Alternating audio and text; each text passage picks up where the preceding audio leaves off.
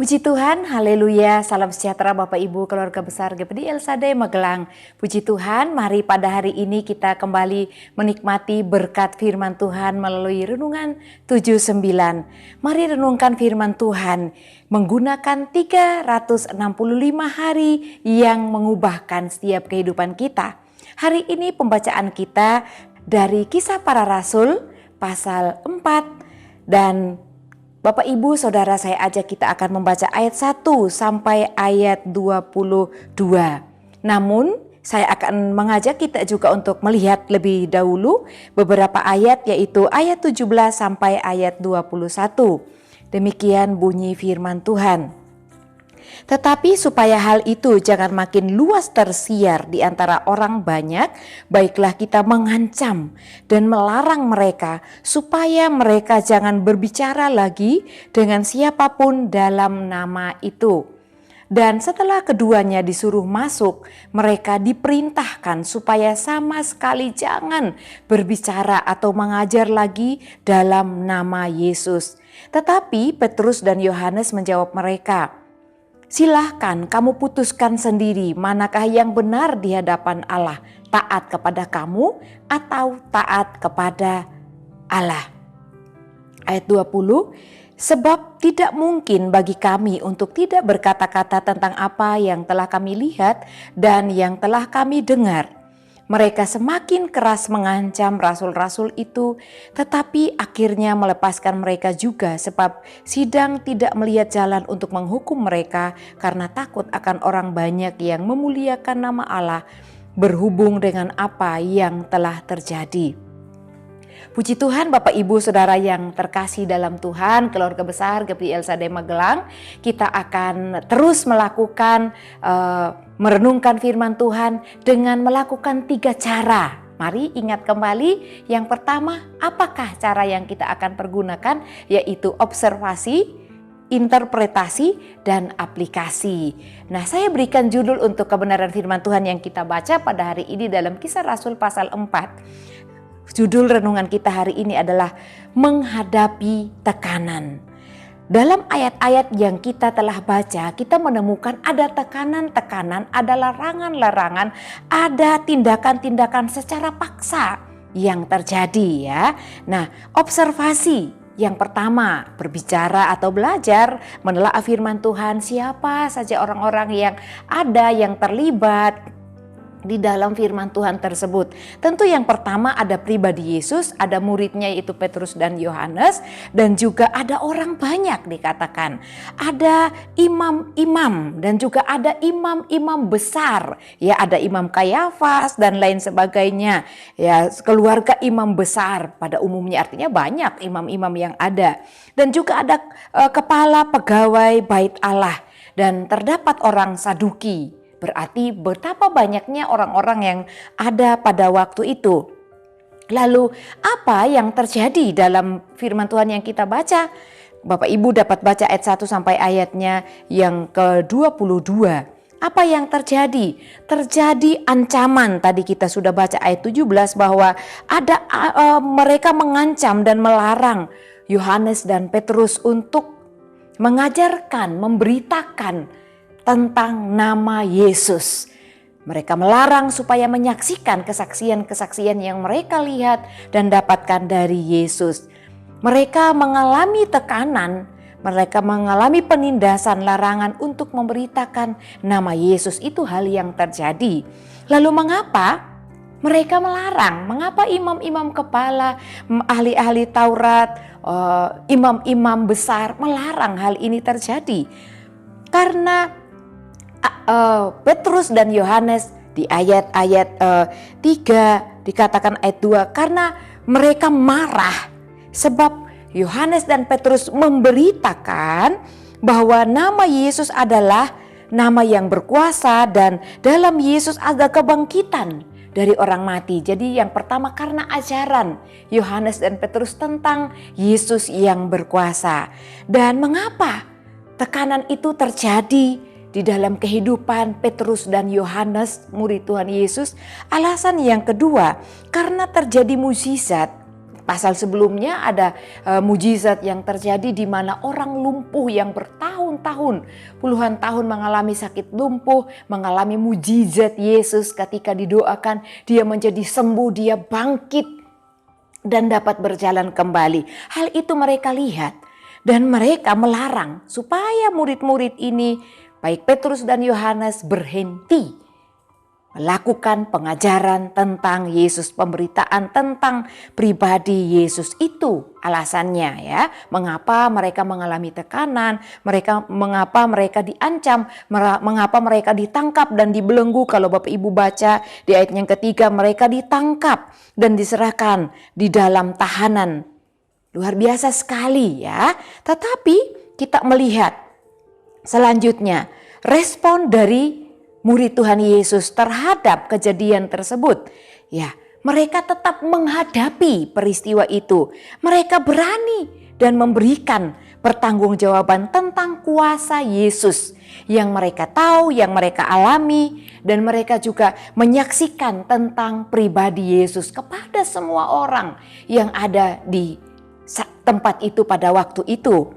Nah, lalu di mana terjadi peristiwa ini? Di Yerusalem. Lalu kapan? Dikatakan peristiwanya diadili pada pagi hari, tapi penangkapannya mulai dari keesokan harinya, dari kemarinnya, dari sore, karena malam hari mereka tidak diadili, tapi pagi harinya mereka diadili. Oleh karena itu, Bapak Ibu Saudara yang terkasih dalam Tuhan, setelah kita melakukan observasi dari cerita firman Tuhan ini, kita akan juga melakukan interpretasi, yaitu melihat apa yang kita dapatkan tentang karakter Yesus atau Allah di dalam firman Tuhan ini atau manusia. Yang pertama kita akan lihat mengenai Yesus. Yesus diberitakan oleh murid-muridnya bahwa di ayatnya yang ke-12, Bapak Ibu Saudara dapat melihatnya, dikatakan, dan keselamatan tidak ada dalam siapapun juga selain di dalam Dia, sebab di bawah kolong langit ini tidak ada nama lain yang diberikan kepada manusia yang olehnya kita dapat diselamatkan. Artinya hanya di dalam Yesus ada keselamatan. Yesus memberikan keselamatan. Yesus itu adalah keselamatan bagi kita pada ayat 12. Dan juga tentang Allah yang kita lihat dari sini interpretasi. Yesus adalah Allah yang berkuasa menyelamatkan dan juga yang menyembuhkan. Luar biasa ya. Kita lihat respon atau hal-hal yang timbul dari sisi manusia, dari imam kepala, dari orang Saduki dan lain-lain yang ada. Mereka menolak. Imam-imam besar tidak ingin nama Yesus ini menjadi terkenal, orang-orang menyembahnya dan memiliki banyak pengikut. Karena dengan mengadakan mujizat, menyembuhkan orang lumpuh itu, beribu-ribu orang percaya kepada Yesus bahwa Dia adalah Allah, Dia adalah juru selamat, Dia adalah pribadi yang sanggup menolong setiap kehidupan mereka. Dan mereka tidak ingin Yesus itu melebihi pamor mereka, tidak ingin melebihi hebatnya imam. Oleh karena itu mereka ingin menutup mulut Yohanes dan Petrus supaya tidak memberitakan siapa Yesus itu, Bapak Ibu Saudara. Dan kita lihat kemanusiaan mereka, ada egois, ada kesombongan, tidak ingin ada orang lain yang melebihi mereka, lebih pandai tentang kitab suci. Lalu kita melihat hal yang lain, imam-imam, baik imam besar sekalipun, mereka adalah orang-orang yang buta rohani. Buta rohani dapat membutakan pikiran, dapat membutakan pemahaman mereka tentang kebenaran firman Tuhan, tentang Taurat, dapat membutakan pengenalan mereka tentang siapa pribadi Yesus itu. Membutakan pengetahuan mereka tentang keilahian Tuhan dan kuasanya yang sedang terjadi di depan mereka, mujizat itu. Sedangkan hal yang terjadi ada di depan mereka tentang mujizat kesembuhan orang lumpuh. Tetapi karena kebutaan mata rohani mereka dapat membutakan segala sesuatu yang mereka dapat melihatnya dengan mata, dan mereka dapat percaya bahwa di dalam nama Yesus ada kuasa. Kita lihat Bapak Ibu Saudara dari sisi murid-murid. Ketika mereka menghadapi tekanan.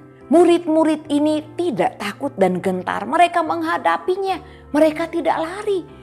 Mereka memiliki keberanian firman Tuhan katakan. Kenapa?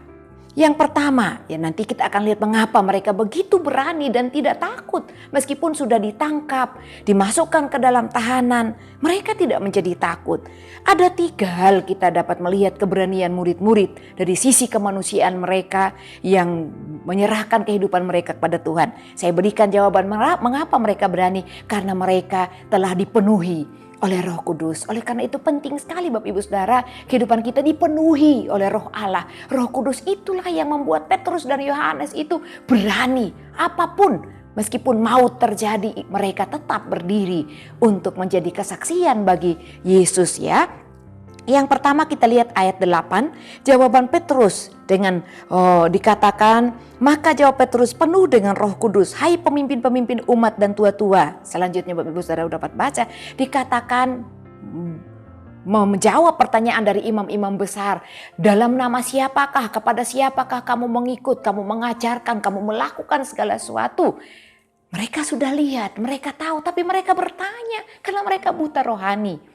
Tapi murid-murid tetap menghadapi tekanan-tekanan ini dengan pertanyaan yang membuat mereka akan mungkin bisa salah menjawab. Tapi dengan penuh Roh Kudus dikatakan pada ayat 10, di dalam nama Yesus, katakan ya, bahwa dalam nama Yesus Kristus orang Nazaret yang telah kamu salibkan itu, tetapi yang telah dibangkitkan Allah dari antara orang mati, bahwa oleh Yesus itulah orang yang berdiri dengan sehat sekarang di depan kamu. Di dalam Yesus orang Nazaret, mereka menyembuhkan orang lumpuh. Mereka berani menyaksikan Tuhan. Keberanian yang kedua terdapat pada ayatnya yang ke-13. Ketika sidang itu melihat keberanian Petrus dan Yohanes dan mengetahui bahwa keduanya orang biasa, tidak terpelajar, heranlah mereka dan mereka mengenal keduanya sebagai pengikut Yesus. Mereka tahu Petrus dan Yohanes ini pengikut Yesus, tapi kita lihat firman Tuhan menjelaskan mereka bukan orang terpelajar Bapak Ibu Saudara. Ketika hidupnya dipenuhi oleh Roh Kudus, maka mereka dimampukan melakukan perkara besar bagi Yesus. Saya percaya bahwa Bapak Ibu Saudara kita semua yang menikmati kebenaran firman Tuhan ini, kita adalah orang yang percaya. Jangan pernah untuk tidak mau dipakai Tuhan. Saya percaya Bapak Ibu Saudara pasti juga mau diurapi, dipenuhi kuasa Roh Kudus, dipakai mulut bibir kita untuk melakukan perbuatan Tuhan. Tapi hati kita harus mau dipakai oleh Tuhan. Dan minta Tuhan menyertai kita dengan kuasanya. Yang ketiga, keberanian mereka. Ketika para imam ingin menutup mulut mereka, ayat 18, dan setelah keduanya masuk, dikatakan ya Bapak Ibu dapat baca sendiri, mereka dilarang supaya tidak berbicara dan mengajar lagi tentang nama Yesus. Tetapi mereka berkata, kepada siapa kami taat? Ayat 19, kepada kamu atau kepada Allah? Ini luar biasa Bapak Ibu ya. Mereka berani karena ada urapan Roh Allah, ada Roh Kudus yang memimpin kehidupan mereka, dan orang tidak bisa mengapa-ngapakan mereka sebab ada perlindungan Allah melalui Rohnya yang ada dalam kehidupan Petrus dan Yohanes. Lalu aplikasi apa yang kita dapat pelajari dari kebenaran firman Tuhan ini? Dengan kekuatan Roh Allah sendiri, itu Roh Kudus, akan mendorong dan memampukan kita untuk menyatakan, membangkitkan keberanian dalam hidup kita untuk mempertanggungjawabkan, memberikan penjelasan, memberikan pengajaran, memberikan kesaksian tentang pribadi juru selamat kita, yaitu Tuhan Yesus Kristus.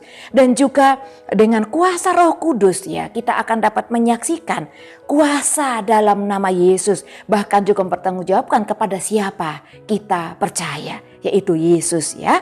Oleh karena itu, Yesus adalah keselamatan kita. Mari kita taat kepada Allah, bukan kepada manusia. Seperti Yohanes dan Petrus, mereka berkata, kepada siapa kami taat, kepada Allah atau kepada kamu? Oleh karena itu, mari kita menjadi umat Tuhan yang pilih tetap taat kepada Tuhan. Hadapi hal apapun yang ada di hadapan kita. Karena Roh Allah akan memampukan kita, memberikan kita kekuatan menghadapi tekanan-tekanan di dalam kehidupan kita. Tetap bersukacita di dalam Tuhan, sebab Dia yang memberikan sukacita bagi setiap kita, bahkan memenuhkan kekuatan yang baru, kemampuan yang baru di dalam kehidupan Bapak Ibu Saudara sekalian. Terima kasih Bapak Ibu yang telah setia mengikuti Renungan 79. Kiranya dapat menjadi berkat kita bersama. Tuhan Yesus memberkati. Bagi Bapak Ibu Saudara yang ingin didoakan untuk pokok doa tertentu atau menceritakan kesaksian, mujizat terjadi dalam keluarga pribadi dan lain-lain sebagainya, dapat disalurkan melalui chat WhatsApp di nomor 081 327 420 088. Puji Tuhan. Mari kita akan mengucap syukur melalui doa kita kepada Yesus Kristus, Tuhan Allah Juru Selamat, penolong di dalam kehidupan kita. Terima kasih Bapa yang mulia, kami mengucap syukur buat kebenaran firman Tuhan pada hari ini. Tuhan mengingatkan kami ketika hidup kami dipenuhi oleh Roh Kudus, maka kami akan kuat, mampu menghadapi tekanan apapun yang menghimpit iman percaya kami. Atau mungkin tekanan-tekanan yang datang dalam hidup kami. Sebagai konsekuensi kami percaya kepada Tuhan, kami ditolak, kami dihina, dan apapun yang terjadi Tuhan, kami percaya bahwa kekuatan yang baru selalu Engkau berikan melalui kuasa-Mu, ya Allah Roh Kudus yang ada dalam hidup kami. Tuhan, tolonglah keluarga GEPDI El Shaddai Magelang terus minum air kehidupan, yaitu firman-Mu. Kiranya air kehidupan dari-Mu menjadi mata air di dalam diri keluarga GEPDI El Shaddai Magelang yang terus-menerus memancar sampai kepada hidup yang kekal. Terpujilah Engkau Tuhan kami, di dalam nama Yesus Kristus kami berdoa. Haleluya. Amin.